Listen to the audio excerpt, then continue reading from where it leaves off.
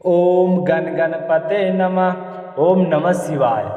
आप सभी का स्वागत है आपके अपने चैनल अशोक वेदा में। तो आज आप सुनेंगे सावन माह के शुभ अवसर पर शिव पार्वती की और अमरधाम की कथा। तो आप सभी भोले शंकर की कृपा पाने के लिए इस कथा को पूरा सुने और कमेंट बॉक्स में हर हर महादेव जरूर लिखें। अशोक वेदा चैनल को सब्सक्राइब करके इस वीडियो को ज़्यादा से ज़्यादा शिव भक्तों में शेयर कीजिए ताकि भोले शंकर का आशीर्वाद आप सब पर हमेशा बने रहे। बोलिए शिव गौरी गणेश कार्तिकेय की जय हो।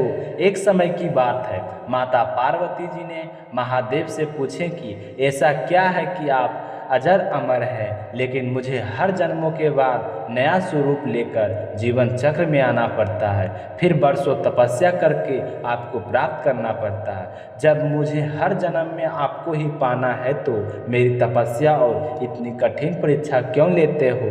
आप कंठ के में नरमुठ माला धारण किए हो, इस ब्रह्मांड में अमर होने का रहस्य क्या है? तो भगवान भोलेनाथ ने पहले तो माता पार्वती जी के सवालों का जवाब देना उचित नहीं समझे, लेकिन माता पार्वती जी के बार बार जिद करने के कारण कई रहस्य माता पार्वती को बताने पड़े।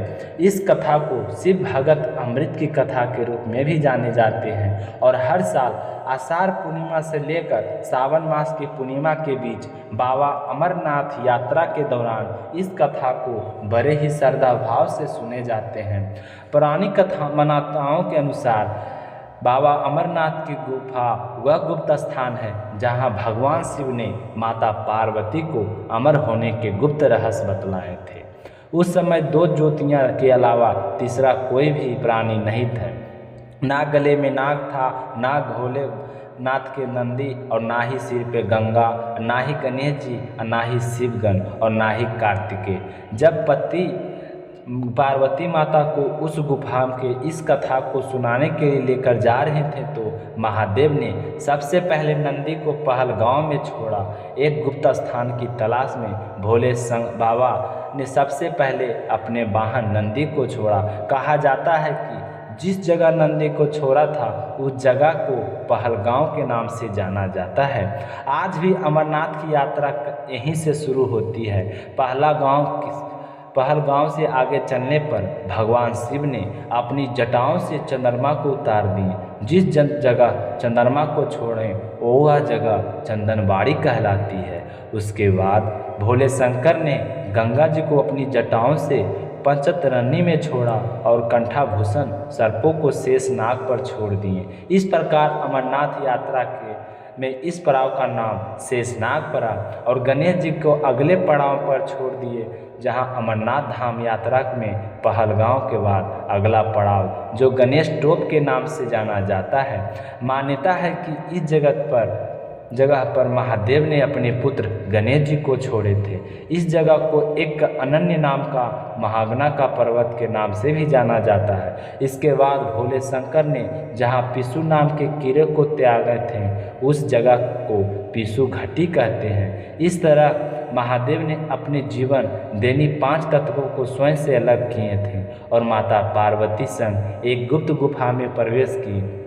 कोई भी प्राणी यानी कि कोई भी जीव पशु पक्षी गुफा के अंदर घुसकर कथा ना सुन ले, इसलिए महादेव ने चारों ओर अग्नि प्रज्वलित कर दी थी और उसके बाद महादेव ने अपनी जटाओं और गुप्त रहस्य की कथा माता पार्वती को सुनाने शुरू की तो माता पार्वती को हुंकारे भरते भरते नींद आ गई। उसी गुफा में 2 कबूतर बैठे थे जो महादेव से अमर होने की कथा सुन रहे थे। तो माता पार्वती जी की तो नींद आ गई, वो सो गई और भगवान शिव को यह पता नहीं था कि चला कि शिव जी का कथा सुन रहे हैं। वहाँ बैठे हुआ दोनों कबूतर महादेव की कथा सुन रहे थे और बीच बीच में गू गू की आवाज़ कर रहे थे। तो भगवान शिव जी सोच रहे थे कि पार्वती जी इस कथा को सुन रही हैं और बीच बीच में हुंकारे भर रही है। तो भगवान शिव कथा सुनाने में मगन थे। कथा सुनाने के अलावा उनका ध्यान कबूतर पर नहीं गया, क्योंकि वह तो निश्चित थे कि कोई भी जीव इस गुफा में प्रवेश नहीं कर सकता। इस तरह अमरनाथ धाम में कबूतर कथा सुनकर अमर हो गए। दोनों कबूतर बड़े ध्यान से पूरी कथा सुनते रहें। जब कथा पूरी हुई तो महादेव का ध्यान पार्वती की ओर गया तो देखें कि पार्वती जी तो सो रही थी। तो महादेव सोचने लगे कि अगर पार्वती जी सो रहे थे तो कथा कौन सुन रहा था और हुंकारे कौन भर रहा था।